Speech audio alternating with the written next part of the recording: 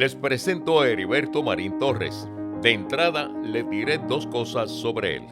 Primero, que nació en 1928 en el barrio Coabey, en Jayuya.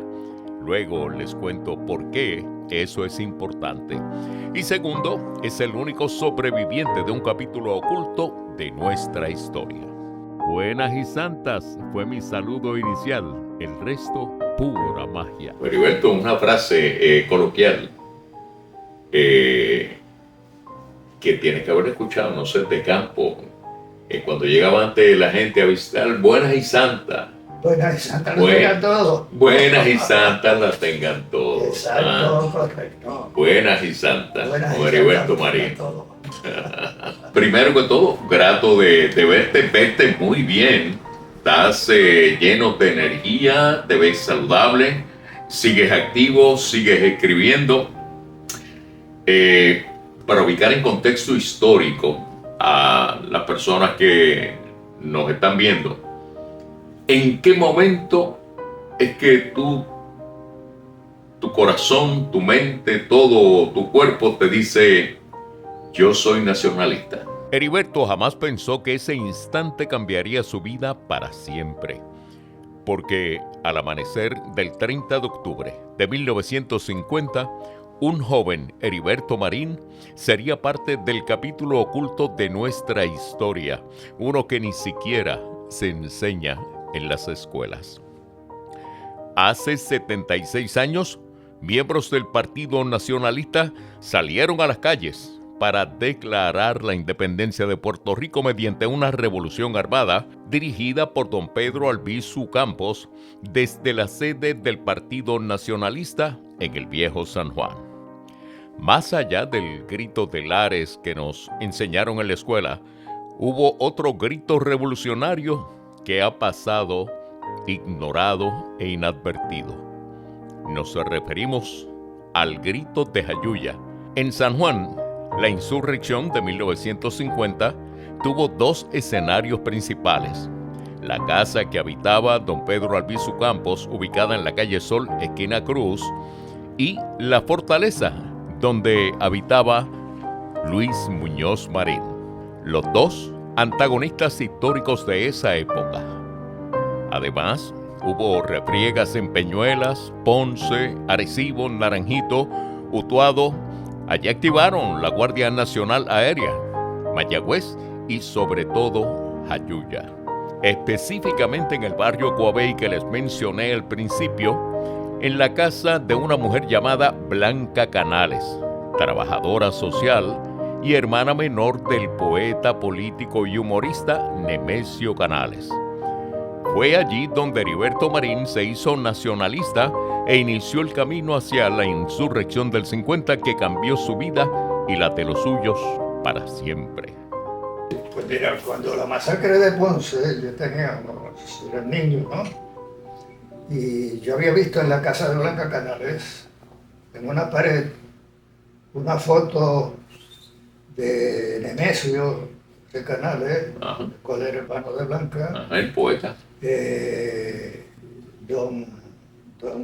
papá de Nemesio, de Blanca, la mamá, y una foto de una persona negra, que era don Pedro Albizu Campos. Okay. Y pregunté que quién era y me dijeron eso, me dijeron que está preso por la independencia de Puerto Rico. ¿Qué sabía yo de independencia? Pero luego, cuando voy a la escuela superior, a la escuela intermedia, que empiezo a leer, aunque ya yo tenía mucho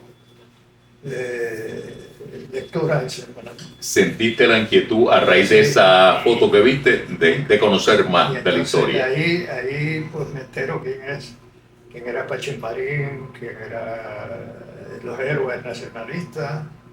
Pero el día de la masacre, Casa de Blanca, mamá trabajaba en Casa de Blanca en la cocina y había mucha gente llorando. Y yo niño pregunté y me dijeron que había un tiroteo y habían matado muchísima gente, ¿no? Y luego, con el tiempo, voy viendo qué era lo que pasaba. Y ya a los 14 años, ya yo era cadete de la República. La masacre de Ponce ocurrió el 21 de marzo, un domingo de Ramos de 1937, en la calle Marina, esquina calle Aurora. Heriberto cumpliría 9 años de edad. Protestar contra el encarcelamiento de Albizu Campos y otros nacionalistas fue una de las razones para la convocatoria a protestar pacíficamente. A las 3:15 de la tarde, todo se salió de control cuando más de 37 policías que rodeaban a los manifestantes abrieron fuego a quemarropa, matando a 21, entre ellos una mujer y un niño de 7 años. 2 policías murieron en la matanza. Bueno, tú eras niño, entonces cuando la única vez que el Partido Nacionalista participó en unas elecciones fue en las elecciones de 1932.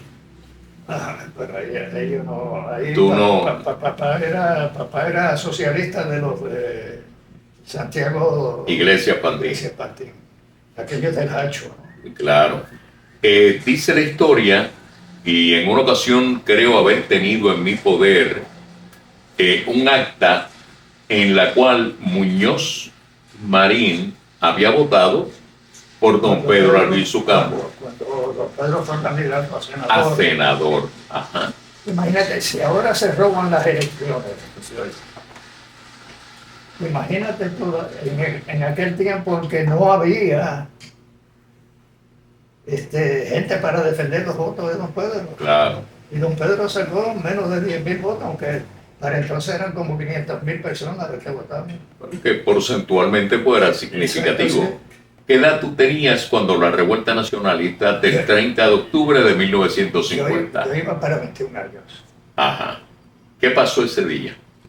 Ese día, fíjate que la revolución no estaba, o la insurrección, como le llamamos,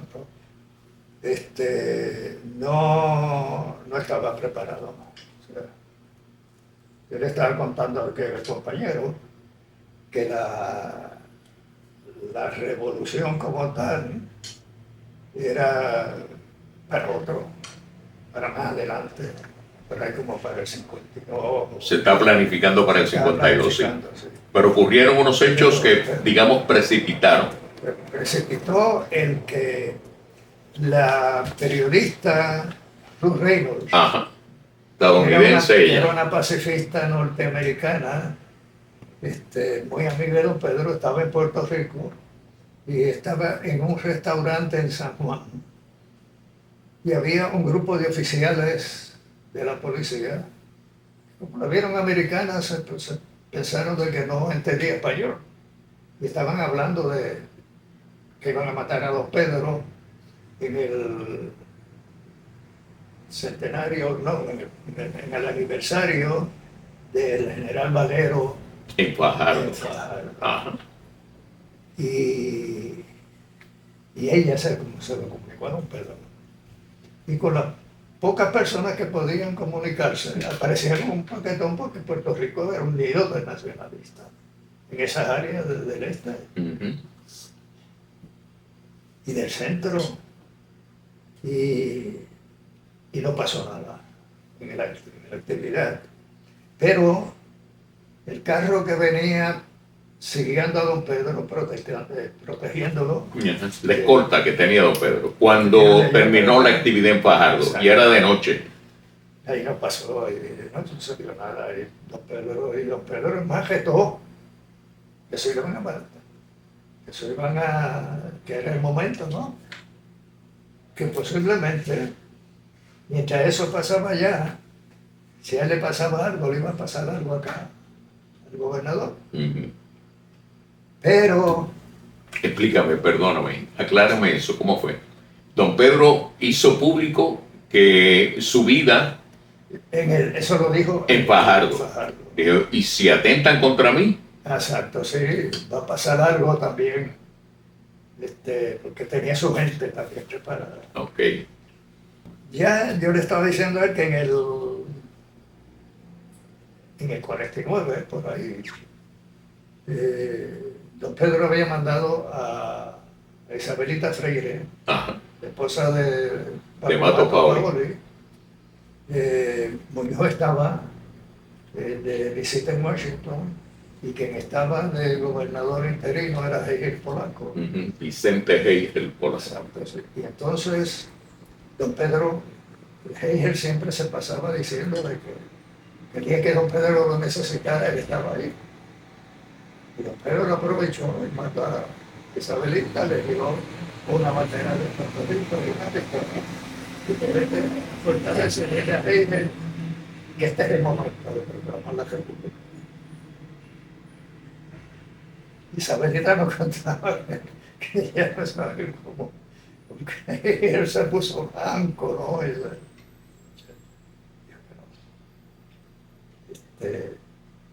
Pero eso es una parte de la historia pero volviendo a lo que pasó, arrestan ese grupo o sea, tienen ese carro. En Martín Peña siempre ha habido, siempre de que yo me acuerde, un semáforo. Allí hay una gasolinera, allí hay un semáforo. Y la policía alega de que dos carros de nacionalistas que estaban protegiendo a don Pedro cruzaron el semáforo con la luz roja. Rebasaron. Esa fue la excusa para intervenir con ellos. El país estaba en vilo. Batallones de policías y militares ocuparon calles y barrios en toda la isla. Las balaceras y encontronazos se multiplicaban. Llovieron las detenciones y arrestos. Se llevaron a cuanta persona sospechosa de pertenecer o colaborar con la revolución. En Utuado hubo 7 muertos y cuantiosos daños. Y se ordena el arresto de todos los nacionalistas que estaban encarpetados. Y don Pedro reúne a su Estado Mayor, y no vamos a permitir que nos arresten sin verdad. Y por eso es que se adelanta la revolución. Y eso se hizo 2 días antes del 18 de octubre. 28. El 28. Ajá. El 28 de octubre. Dentro del grupo ese que había al lado de don Pedro, había un encubierto. ¿Y qué pasa? Que no se podía dar la orden de la revolución que empezaba el lunes a las 12 del mediodía en Utuado. Ahí era donde íbamos a reunirnos todos los nacionalistas. Okay. Y en Utuado,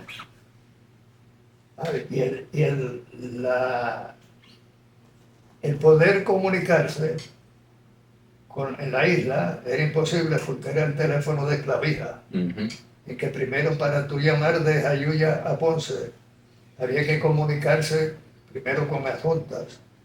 Adjuntas, comunicarme con Ponce y esperar 15 o 20 minutos que te comunicaran. O sea, si lo hacías por teléfono, vendían la revolución. Si lo hacías por telégrafo, igual.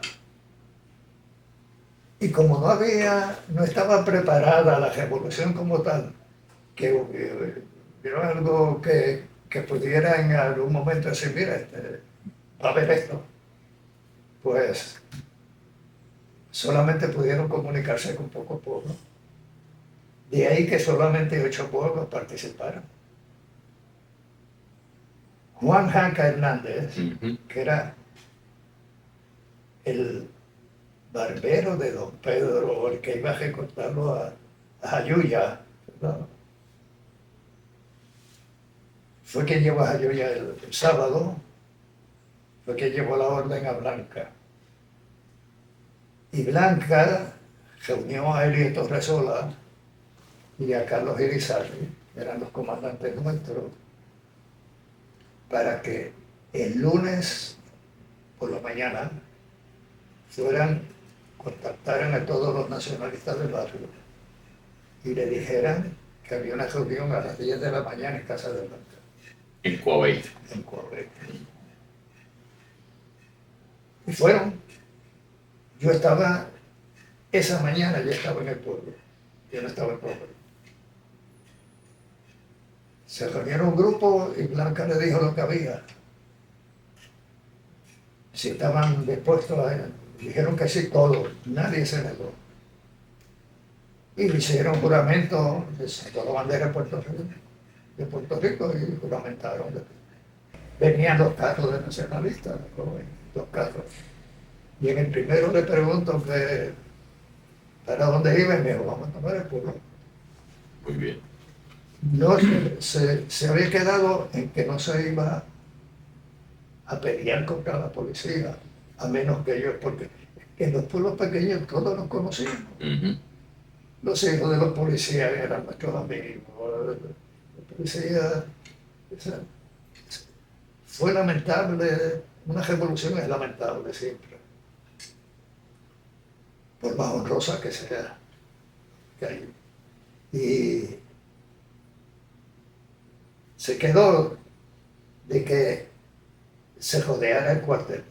Un grupo fuera por la parte norte del cuartel y el otro por la parte sur. Pidiendo que se rindieran para evitar un intercambio de disparos. Pues ahí se le pide a la policía que se rindan y que nos den las armas. Pero todos se fuego. Pero abrieron fuego. Entonces, el cuartel era de madera, en un segundo piso. Como único, y las armas nosotros no teníamos armas. Yo tenía una escopeta sin cartucho. Que era como tener un palón. Claro. Y se le tiró un cóctel molotov al segundo piso donde estaba el cuartel. Se incendió. Y la policía se tiró, el primero que se tiró fue el teniente de la policía, Jusino, por la parte de atrás, que está la casa parroquial. Y se refugiaron ahí, pero dejaron a un policía de apellido Camacho, Virgilio Camacho, lo dejaron herido en el cuartel. Te cogía fuego, o sea, no se ocuparon de él. Carlos Irizarry se da cuenta de lo que pasa y va subiendo, sube para un cuartel que estaba encendido. Y Camacho todavía no había muerto. Camacho le dispara cuando él va subiendo la escalera. Que iba a socorrerlo. Sí, y ahí lo hiere de muerte. O sea, lo hirió porque murió el otro día. O sea, el policía, o sea, a quien Camacho iba, Carlito Irizarry iba a auxiliar, le disparó. O sea, ¿y el policía murió? Murió quemado. Murió quemado. Y Carlito Irizarry murió producto de las heridas de bala que recibió el policía. Murió en Utuado.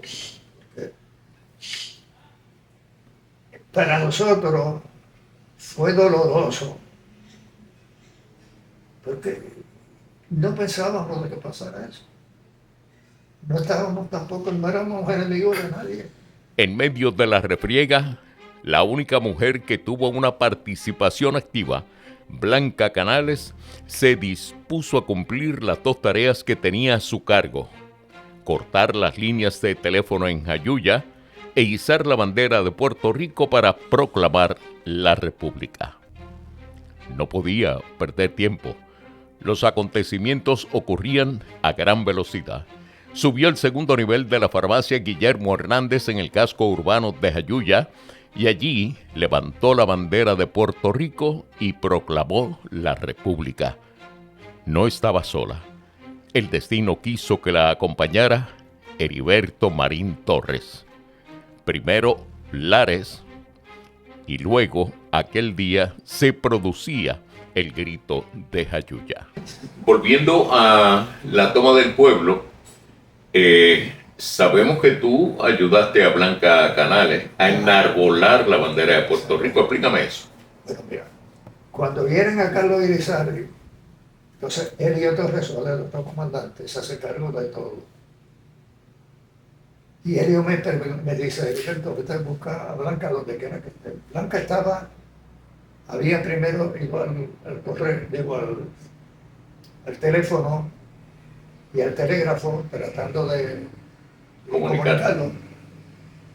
Había bajado y estaba en el segundo piso de la farmacia de Guillermo Hernández, que estaba en las afueras de la salida para Guaymallén. Y dile a Blanca que dieron a Carlito y que en el hospital de aquí lo que hay no quieren atenderlo, no pueden porque no sabían. Y no había un médico. Estaba ella, yo subo al balcón y estaba ella sacando la bandera de Puerto Rico en su cartera. Era una bandera más o menos así. Era una bandera. Y tenía un revólver de la baranda. Y ahí ella cogió la bandera de Puerto Rico por el área donde está la estrella, a la izquierda, y la cogió por el otro. Y ahí es que se proclama, se da un viva Puerto Rico libre, Blanca Canales. O sea que Blanca Canales proclama la República. Y tú estabas con ella. Y yo estaba con La ayudaste. Exacto. El levantamiento siguió, sin embargo, porque llegó el momento en que entonces el gobierno activó la Guardia Nacional. Exacto. Y Jayuya y Utuado, ¿no? Fueron bombardeados. Sí. Como tal, no fueron bombardeados, fueron ametrallados. Ah. El imparcial tiró al otro día, en primera plana, Utuado bombardeado por la aviación. Pero ametrallados, que es peor, porque bombardearon, pues hay un sitio ya directo donde van a tirar. Un objetivo específico. Pero el ametrallamiento es que con la Rusean, como decíamos en el campo. y eso lo hicieron en Jayuya. Por lo que he leído, Jayuya, pudiéramos decir que estuvo controlada por los insurrectos, pues, periodo de 48 horas tal vez. Sí, yo creo, fíjate, yo pongo para que la Guardia Nacional se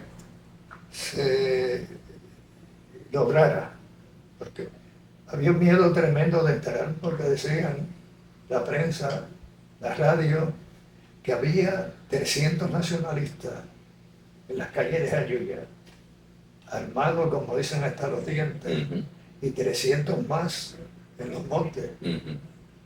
Y éramos el 5%, éramos 32. De 600 a 32, tú sabes el miedo que tenía la Guardia Nacional de entrar a Jayuya. Por eso era que primero ametrallaban. O sea, y desarmados, y nosotros sin armas. Y en ese periodo de tiempo, o sea, hubo mucha tensión, el pueblo se paralizó prácticamente, ¿verdad? Jayuya, si vamos a ver, estuvo 3 días como pueblo libre. La enorme movilización policial y militar alcanzó a la casa de la líder Blanca Canales en el barrio Coabey, en Jayuya, que fue rodeada por efectivos de la Guardia Nacional. Canales fue acusada y condenada a cadena perpetua e indultada por el gobernador de entonces, Roberto Sánchez Vilella. La vieja casona que tantas veces visitó a Heriberto cuando niño es hoy día un museo. La insurrección del 50 fue sofocada con relativa rapidez. Alguien desde adentro del grupo vendió la revolución, porque entre el grupo selecto de Albizu Campos había un encubierto.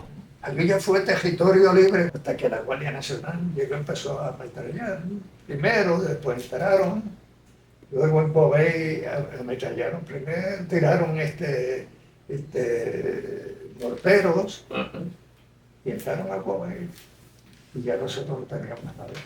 ¿Y en qué momento te arrestan? Esto fue el día 3 de diciembre. Ajá. De Noviembre. 3 de noviembre. Entraron a Kuwait, la Guardia Nacional, tenían al frente un jeep con unos altavoces Mm. en el cual iba un señor llamado Jorge y de apellido Marín, de los Marín del pueblo, Ajá. que como conocía a todos los nacionalistas del barrio, se prestó a servirle a ellos, Para identificarlos. identificar y sabía dónde vivíamos, pasaba fulano, entrégate, bueno, todas esas cosas. Luego lo hicieron juez de paz, fue asambleísta, no se presidente, no sé, no quiero Abundar. mucho porque tiene familia. Claro. Qué bien, respeto eso. Y igual que lo de la revolución, es que había un encubierto dentro de ese grupo selecto que era la dirección del Partido Nacional. Perdón. Fue que partió la revolución. Ah, Cuando salió el primer grupo de Ñueras y el otro de Ponce, ya lo estaban esperando. ujú. Quiere decir que alguien perdió la revolución. Claro. Y esa persona, mientras todos los demás cumplimos años largos, me salió. Al poco tiempo, al año ya estaba fuera. Vive aún, que sepas. Y no estuvo con nosotros preso en los... Claro, estuvo aparte. Pero lograron identificarlo. Ustedes saben quién fue. ¿Saben? Bueno, yo nunca dije el nombre, porque yo le estoy diciendo que hay que estar tan seguro de una cosa, que tú puedes destruir una familia, Ujú.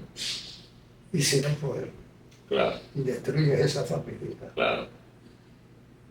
pues mira, lo mejor que se quede, si alguien se echa esa responsabilidad, pero Claro. de mi parte no, Muy bien.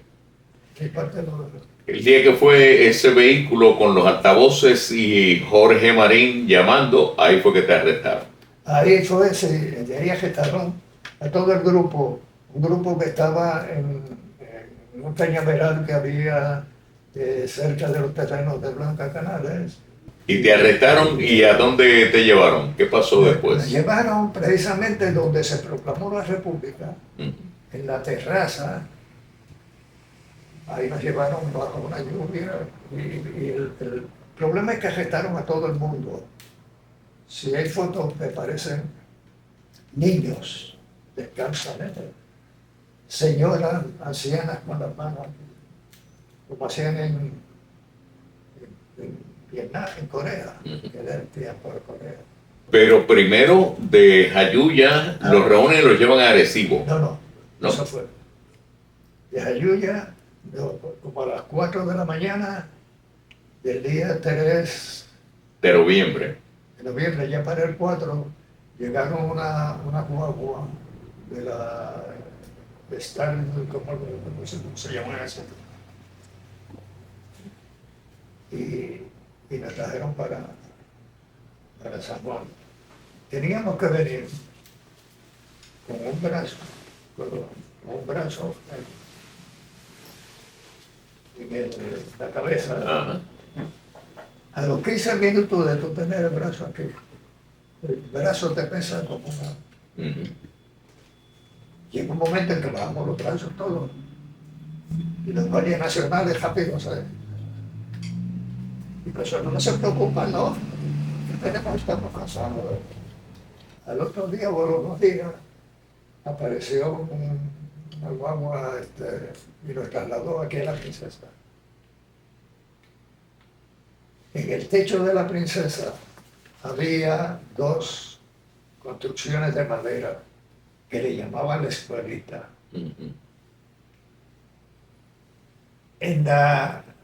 Si tú estás de frente hacia la Princesa, en la parte derecha, en el techo, estaba la primera construcción, que la puerta daba hacia el este.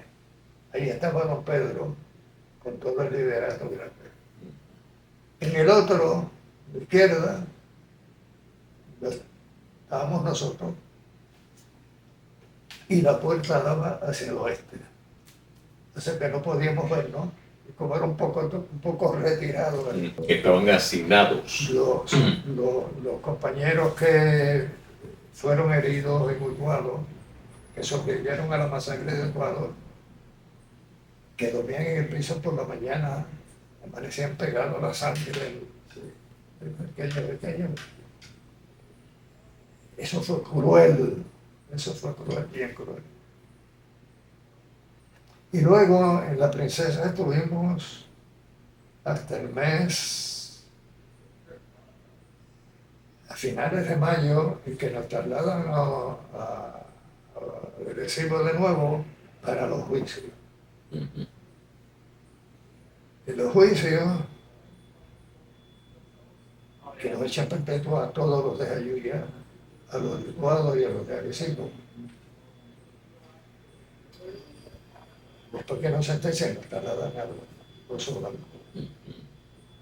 En el Oso Blanco teníamos una celda individual.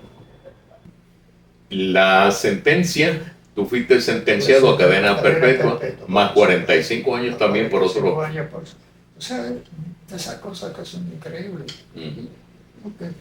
Como una perpetua. Es suficiente, claro. Y tienes que morir, resucitar y cumplir 45 años más de presión. ¿En algún momento en prisión te hicieron un acercamiento para que hablases? No. La tragedia de esto, del presidio político en Puerto Rico, no fue la tragedia de las torturas físicas, sino las torturas mentales. Psicológicas. El que tú estés durmiendo a las 12 de la noche tranquilo en tu celda y pase el guardia con el trotén por tu celda, dando en el... golpeando en la barra. Y uno despierta. Esas cosas. El que se les murieron familiares a muchos compañeros y vinieron a saberlo. Tiempo después. Es que cuando nos dieron visita no era sábado y domingo.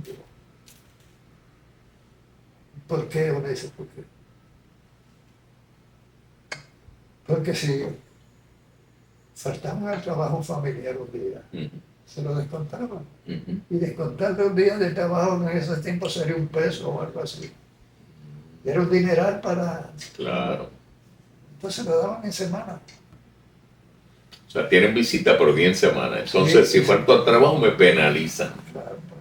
Los sangrientos incidentes de aquel 30 de octubre de 1950 marcaron la jornada en diferentes puntos de la isla, pero ninguno desconcertó tanto al país como el que ocurrió en la fortaleza.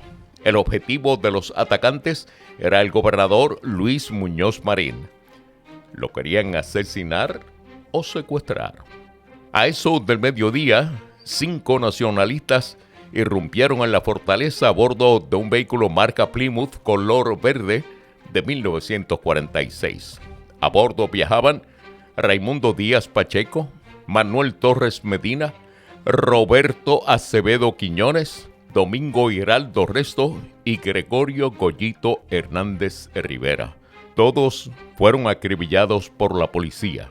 Solo uno sobrevivió milagrosamente, el que apodaban Goyito. Se montaron un carro 5 y fueron directo a la fortaleza. La estaban esperando. Ellos de pronto se bajaron Empezaron la ametralladora porque tenía ametralladora. Y Goyito se metió debajo del carro. Y muchas balas le pasaron, llegaron a curar el cuerpo, llegaron a... Pero cuando lo encontraron estaba lleno de sangre. No sé si fue Hiraldo, llegó hasta la puerta de la fortaleza. Ya casi muerto, se arrinconó sobre la pared y le dijo, no disparen más, ya yo estoy muerto, quiero agua. Y es que cuando uno pierde la sangre del cuerpo lo que le pide es agua.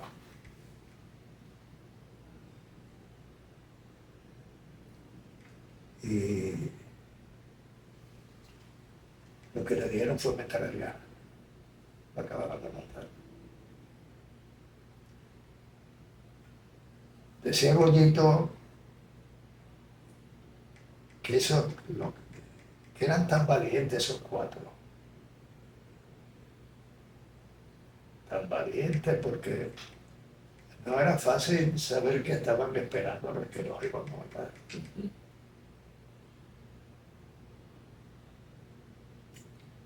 Y ellos cumplieron. Lo que le pasó a Lolita, lo que le pasó a Rafael Cáncer, lo que le pasó a Griselio y a Oscar. Sacaron pasajes de ida, no de vuelta. En el caso del ataque a la fortaleza, he leído que alegadamente la intención no era hacerle daño a Muñoz. No. Era que Muñoz declarara la república. Heriberto compartió cárcel con Goyito, el único sobreviviente, como dijimos, del ataque a la fortaleza. Por un largo tiempo no se les permitió recibir visitas. Al año y medio levantaron esa prohibición. Fue así como Heriberto fue testigo de la peor noticia que recibió Goyito estando en prisión. Como al año y medio que nos dan visitas, ahí es que pasa lo de Goyito Hernández, que me había dejado una nena de 6 meses, siempre se pasaba hablando. Uno entiende eso después que es padre. Si la nena caminara, que si ya le irá a papá, que si yo, tú sabes esas cosas, loco por ver a su hija. Y cuando me dan visita, que era de media hora, lo subieron como los 15 minutos. Y estuvo como 2 días sin hablar. Y un día quería tumbar la puerta de reja. Y entonces habló. Y dijo que cuando llegó la visita, estaba la mamá, la esposa nada más. Y le preguntó por la nena. Y le dijo, tú, Goyito, ¿tú no recibiste el telegrama? Sí, el telegrama. Nosotros estamos incomunicados. La nena se murió. Goyito fue indultado en diciembre de 1968 por el entonces gobernador Roberto Sánchez Vilella y murió el 12 de septiembre de 1989. Los días que le siguieron a los ataques del 30 de octubre de 1950 estuvieron cargados de mucha tensión. Tras los arrestos en diferentes municipios, los ojos del país se posaron en la calle Sol, esquina calle Cruz del Viejo San Juan. Allí ubicaban los cuarteles del Partido Nacionalista y allí estaba el líder, don Pedro Albizu Campos. Junto a él, un reducido grupo de su entera confianza. Durante 3 días resistieron el asedio de la policía hasta que llegó la orden de dar el golpe final. Los tiros hirieron a una de las seguidoras de don Pedro. Él caía bajo los efectos de los gases lacrimógenos. Álvaro, que era primo de Roberto Clemente, fue quien, cuando atacaron a don Pedro ahí, sacó el pañuelo blanco una escoba. Y porque no puede, estaba desmayado en el piso. Ya habían herido a Doris Torresola en el cuello. Estaba hablando cuando lo ataque aquí, en donde eran las oficinas de la Junta, en la calle Sol, esquina Cruz. Por cierto, el edificio aún existe. Allá hay un restaurante que aún preserva memorabilia de esa época que pocos conocen. La situación de Albizu y su movimiento empeoró cuando dos de sus miembros intentaron asesinar al presidente de Estados Unidos, Harry S. Truman, el 1 de noviembre de 1950. Los nacionalistas puertorriqueños Oscar Collazo y Griselio Torresola abrieron fuego contra la Casa Blair, hogar provisional del presidente, mientras remodelaban la Casa Blanca. En el intercambio de disparos murieron un policía y Torresola. Otros resultaron heridos. Collazo fue arrestado y condenado a pena de muerte, pero el propio Truman la conmutó a cadena perpetua. Fue indultado en 1979 y murió en 1994 a los 80 años de edad. 20 años después de la muerte de Albizu Campos, la compañera Silvia Gómez realizó una serie investigativa sobre lo que ocurrió con don Pedro tras ser arrestado en 2 ocasiones después de su arresto original de 1950. Como resultado de la Revolución Nacionalista, se efectúan arrestos en masa. Albizu Campos es arrestado en su hogar en la calle Sol, esquina Cruz, luego de una dramática batalla. Se le enjuicia y es condenado a 80 años de presidio. En 1953, ante la presión internacional, el gobernador Luis Muñoz Marín lo indulta. 6 meses después, los nacionalistas Lolita Lebrón, Rafael Cancel Miranda, Irving Flores y Andrés Figueroa Cordero atacan a tiros la Cámara de Representantes en el Capitolio de los Estados Unidos y se ordena nuevamente el arresto de Albizu Campos, quien luego de una lucha a tiros es sacado inconsciente de su hogar y encarcelado. Unos meses antes del 54 fue Rafaelito Cancel. Su papá estaba terminando de cumplir, va a cumplir, ya le faltaba como unos 2 o 3 días para cumplir la sentencia que le habían echado por la ley 53. Que era la ley de la mordaza. De la mordaza, sí.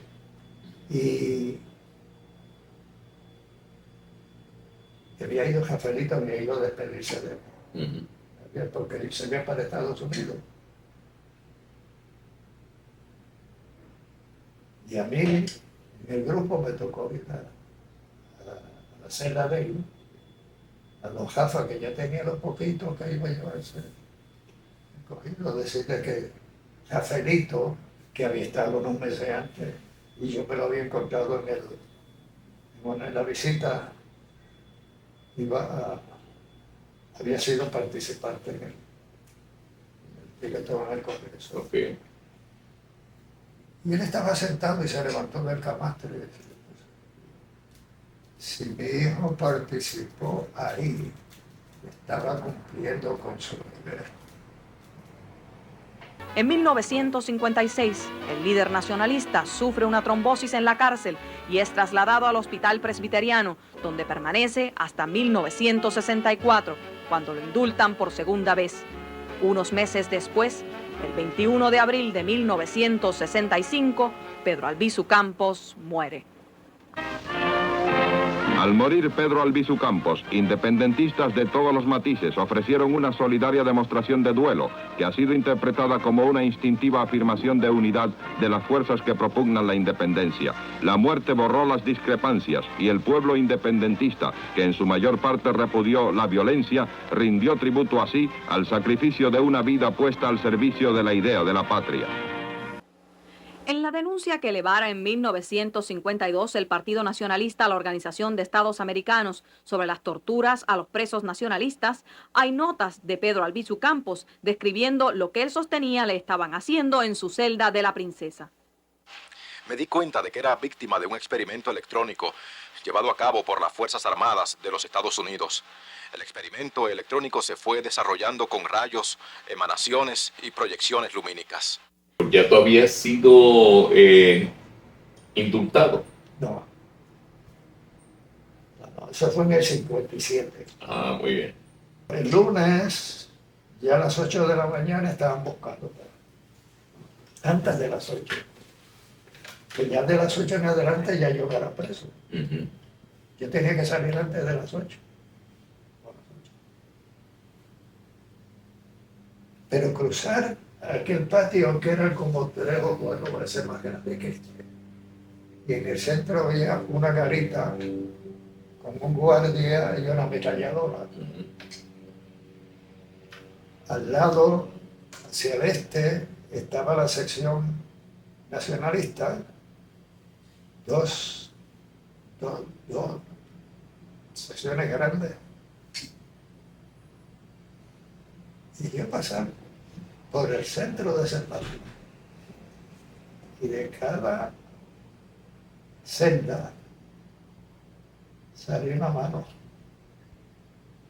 Despidiéndose. Y si yo ahora lloro, imagínate qué momento. Heriberto es el reflejo de cientos de hombres y mujeres que, como él, lo sacrificaron todo por un ideal en una época convulsa en la isla. Con el tiempo, ellos y su causa desaparecieron de la memoria histórica. Ninguno vive. Heriberto Marín es el último testigo ocular y presencial de aquellos días de 1950. Sus memorias están plasmadas en 2 libros que ha escrito. Se llaman Eran ellos y Coabey, el Valle Heroico. Me despedí de Heriberto con el aprecio y respeto que siempre le he tenido. Lo dejé en medio de sus recuerdos, sobre todo de 3 que atesora como su vida. Una foto original de don Pedro Albizu Campos. Una bandera firmada por nacionalistas históricos como Antonio Correger, Lolita Lebrón, Rafael Cancel Miranda, Matos Paoli, entre otros. Y una foto en la que él aparece frente a un árbol de su barrio Coabey en Jayuya, a pasos de lo que fuera la casa de Blanca Canales. En el tronco descansan las cenizas de Cándida, la mujer que lo esperó pacientemente hasta que saliera de prisión. Con ella se casó y procrearon 4 hijos. Ahora solo espera reencontrarse con ella cuando parta de este mundo y sus cenizas descansen junto a las de ella, y así pasar a la historia como el último sobreviviente de la historia oculta de Puerto Rico. Heriberto, una vida longeva, saludable, gracias a Dios. ¿Cómo te gustaría ser recordado? Pues, como un soldado más de la patria. Nada como, a mí me molesta tanto cuando me presentan en algún sitio de que este es el héroe nacionalista, ¿no? Eso no. Yo soy una persona más, como eres tú, que eres simpatizante, como lo puede ser este, como lo puede ser este o tú. Uno que tuvo la oportunidad en un momento dado y lo tiene todavía